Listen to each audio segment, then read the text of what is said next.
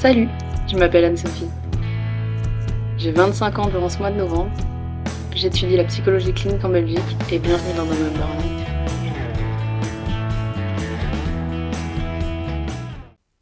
Ok, bienvenue dans cette nouvelle vidéo. On est toujours dans la continuité des vidéos sur le processus de deuil et aujourd'hui, je vais vous parler des interventions par rapport au deuil. En 1992, il commence à avoir la notion de ce qu'on appelle le travail de deuil. Il y a même une petite définition qui est venue avec. Le travail de deuil implique un processus cognitif de confrontation à la perte, de repassement des événements antérieurs et au moment du décès, de focalisation sur les souvenirs et de travail de détachement du défunt. Cela nécessite une tentative active, permanente et difficile d'en finir avec en finir entre guillemets. Jusqu'à la fin du siècle dernier, on considère qu'il est fondamental de prendre conscience de la réalité de la perte et que la suppression, c'est un phénomène pathologique. Dû à ça, on a commencé à prévoir des prises en charge pour les personnes souffrant de ces deuils pathologiques. De manière classique, on a l'immersion, l'exposition graduée à des stimuli stressants et la désensibilisation systématique, le deuil forcé. On met la personne dans une pièce et on la force à voir des photos du défunt, on raconte l'histoire du décès. On fait ça pour que la personne n'évite pas. Je trouve ça un peu violent d'ailleurs. Il y a les 4 tâches de deuil dont je vous ai parlé dans une vidéo précédente et des programmes structurés cognitivo-comportementaux. Le principe qui maintient le deuil, en fait, c'est l'évitement. Et par exemple, garder une chambre en état. Donc,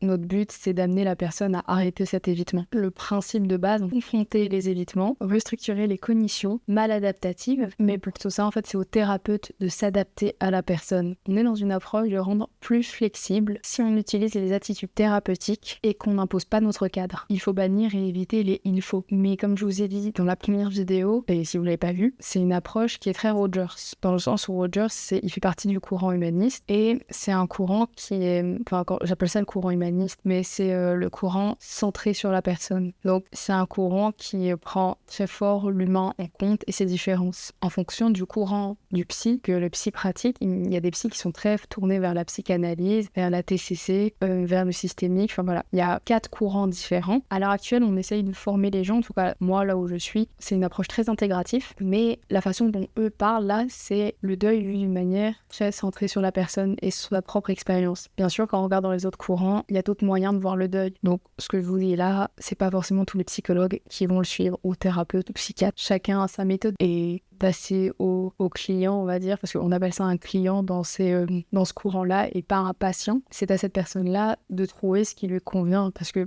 nous, on est là, on a nos particularités. Et normalement, elles sont indiquées même quand on prend rendez-vous avec un psychologue ou un thérapeute, on peut lui poser la question. Mais voilà, c'est possible que ça ne matche pas la conception, la façon dont travaille le thérapeute, c'est aussi possible que ça ne matche pas du tout. Donc voilà, c'était un petit aparté sur la conception du deuil dans mon cours et que je vous l'explique ici. Une des options qu'on pourrait proposer également, ce serait de suggérer, de préconiser le changement. De manière globale, les interventions dans le deuil, quand elles sont effectuées au niveau de la prévention primaire et secondaire, elles sont pas du tout efficaces. Les interventions psychothérapeutiques, elles montrent en réalité que des effets très limités, même s'il y a certaines études qui montrent l'utilité de ces méthodes très directive. Dans cette option, on va plutôt essayer d'osciller entre les interventions de deuil. Il y a certaines preuves empiriques qui montrent que la confrontation, elle n'est pas universelle et la non-confrontation n'est pas toujours maladaptative. Par exemple, il y a des tas de personnes pour lesquelles juste parler, ça ne suffit pas. Ils ont besoin de plus. Et dans les situations de deuil, il y a d'autres facteurs de stress, de situations de stress que juste la perte de la personne. On prend aussi en compte que la moitié des personnes qui vivent en deuil ne bénéficient pas de ces interventions directes. Dans les preuves empiriques, en fait, on peut aussi voir que le travail de deuil fonctionne réellement, ou fonctionne réellement pour tout le monde. Par exemple, l'expression émotionnelle. Il n'y a pas de preuve que ça fonctionne vraiment pour tout le monde. Il y a plein de choses qui peuvent faire qu'une thérapie ou une autre, dans le cas d'un deuil, ne peuvent pas fonctionner. Par exemple, c'est pas le bon moment. La personne n'est pas encore prête pour ce travail-là. Ça peut également ne pas être la bonne intervention qui convient à la personne en elle-même. Il y a beaucoup de différences au niveau des thérapies entre les hommes et les femmes et entre les personnes elles-mêmes. Par exemple, on peut voir que statistiquement, les femmes ont besoin d'être distraites, de s'occuper l'esprit, tandis que les hommes ont besoin d'apprendre à parler, de parler de ce qui se passe, de ce qu'ils ressentent. Comme je vous ai dit,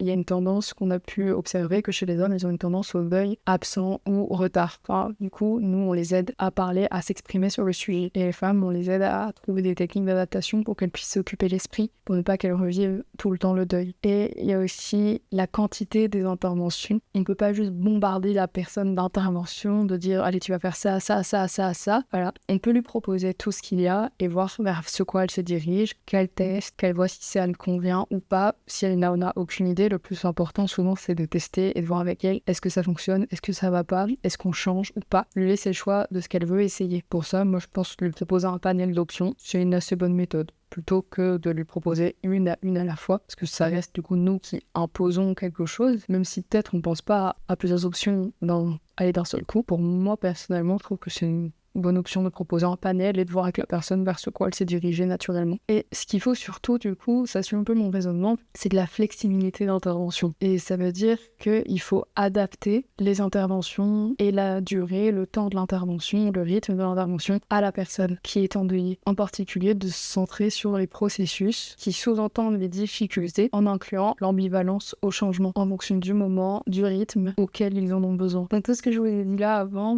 en fait, c'est juste qu'il faut de la flexibilité au niveau des interventions. Comme je vous ai dit, c'est au thérapeute de s'adapter à ce qui convient à la personne, à ce qu'il faut voir avec elle, le rythme, la quantité que elle est d'accord. Enfin voilà, il y a plein de choses auxquelles on peut penser pour faciliter l'intervention auprès de ces personnes. Dans le deuil, il y a ce qu'on appelle une ambivalence. La personne, elle veut garder le lien, mais en même temps, elle se rend compte qu'elle ne peut pas garder le lien parce que la personne n'est plus là. Et en réalité, toutes les réactions que va avoir la personne, c'est pas le plus important dans le deuil. Ce sont des réactions qui arrivent dues au deuil de la personne, mais c'est pas un des aspects primordiaux de tout ça. On pourrait dire que le plus important là-dedans, en fait, c'est le processus de deuil par lequel va passer la personne. C'est comprendre, en fait, pourquoi elle agit ainsi. Ce qu'elle fait, en réalité, c'est pas si important que ça. Bon, faire si elle se met en danger, ça reste important. Mais ce qu'elle va faire, c'est pas si important. C'est plus pourquoi elle le fait. Qu'est-ce qui se passe? Qu'est-ce qui se passe dans sa tête? Pourquoi elle fait ça? Qu'est-ce que ça lui procure de faire ça? Pourquoi elle n'a pas choisi de faire autre chose aussi? Une deuxième option d'intervention, elle paraît assez simple et c'est juste être présent, être compréhensif, empathique, authentique, respectueux et chaleureux. C'est des notions qui sont très fort mis dans justement le courant centré sur la personne. Et c'est ce qui est déjà attendu du thérapeute, qu'il soit congruent avec lui-même, qu'il ait une considération positive et inconditionnelle et qu'il soit empathique. Et en fait, tout ça, c'est une manière d'être. C'est pas quelque chose qui est inné, mais ça s'apprend. Le but, c'est juste que nous, on développe notre personne. C'est juste apprendre à rencontrer l'autre. Et comme je vous l'ai dit, c'est sans jugement, mais sans pour autant être en incongruence avec nous-mêmes. Donc ne pas être aligné. Ça, c'est plus au niveau des thérapeutes. Mais bien sûr, en tant que personne, vous pouvez, si vous voulez, avoir ces attitudes, mais c'est des attitudes que nous, on dit thérapeutiques. Rien n'empêche une personne, en fait, de l'être. Vous n'êtes pas thérapeute. Dans cette option-là, dans cette approche, comme je vous ai dit, on parle de la présence thérapeutique, donc le fait d'être présent, l'empathie, où on va essayer de comprendre le cadre de l'autre, donc dans quelles circonstances il est facile, qu'est-ce qui se passe autour de lui pour qu'il agisse de telle manière. Il y a la CPI, qui est la considération positive inconditionnelle, et pour avoir cette attitude, on respecte le vécu de la personne et on l'accepte. On a confiance en lui et on est chaleureux, dans le sens où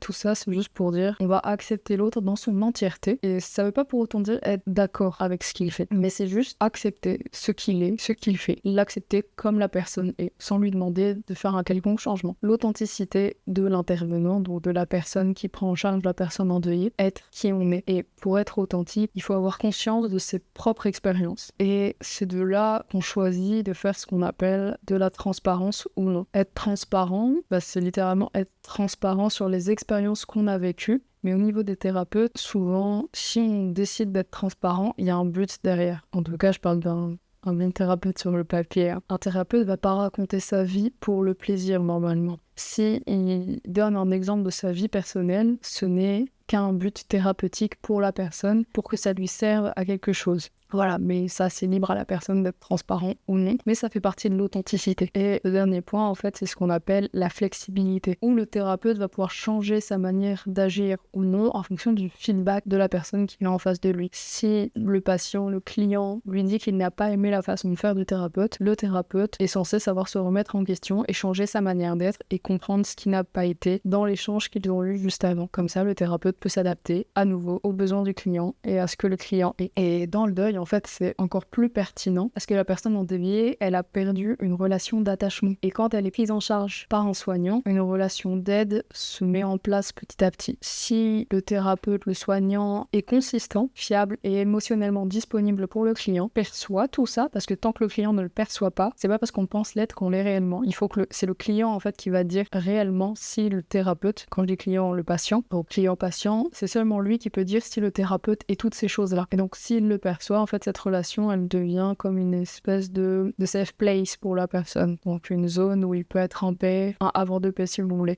Il pourra se poser, il pourra souffler, il pourra exprimer ses émotions comme il l'entend, il pourra se sentir en sécurité pour être lui-même et exprimer tout ce qu'il a besoin d'exprimer ou de parler de ce qu'il a besoin de parler. Le fait de se sentir en sécurité, d'avoir cette relation d'aide qui est mise en place avec le thérapeute, ça va pouvoir lui permettre, en toute sécurité, d'explorer ce qu'il met inconfortable, les souffrances auxquelles il essayait d'échapper, et petit à petit de les accepter, ce qui va augmenter ce qu'on appelle la conscience de soi, l'acceptation de soi, l'acceptation de l'expérience menaçante entre guillemets qu'il est en train de vivre, et ça lui permet de les intégrer petit à petit en lui, donc de pouvoir faire face à la situation petit à petit, à son propre rythme, sans que l'extérieur le force à avancer d'une quelconque manière. Ça permet aussi pour certaines personnes de renforcer la confiance en soi, la considération et l'estime de soi, et de favoriser le changement thérapeutique et donc la congruence, d'être aligné à nouveau avec lui-même. Et toutes ces choses-là, en fait, elles vont impliquer que sa relation avec le thérapeute, elle soit réparatrice, dans laquelle on reflète de la même façon et avec le même poids le vécu de la personne. Et en fait, tout ça, ça répond à plein de choses.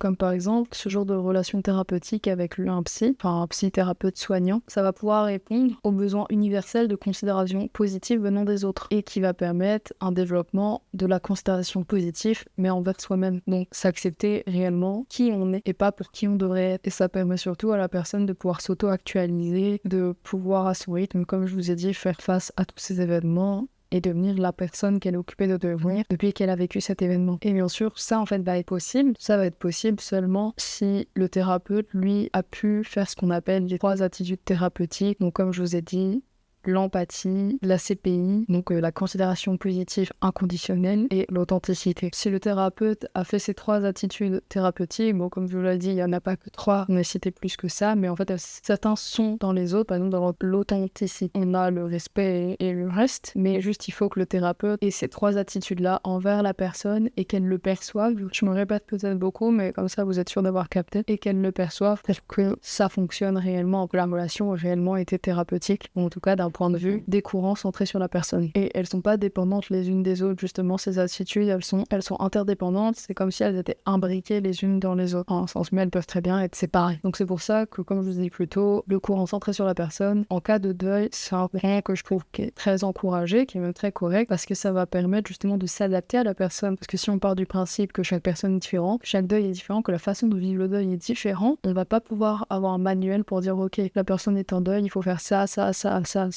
Et c'est pour ça que c'est génial dans ce courant que le thérapeute s'accorde à la personne, enfin ce qui s'adapte, que c'est lui qui va juste se changer en un sens, enfin ce qui va s'adapter face au client qu'il a en face de lui. Et pour ça, incroyable. Et voilà, c'est tout pour cette vidéo. J'espère que vous avez bien aimé. Si vous avez des questions, etc., commentaires, mettez un j'aime, ça me soutient. Abonnez-vous si vous voulez voir la suite. Et nous, on se retrouve dans une prochaine vidéo. Et je vous dis à bientôt. Salut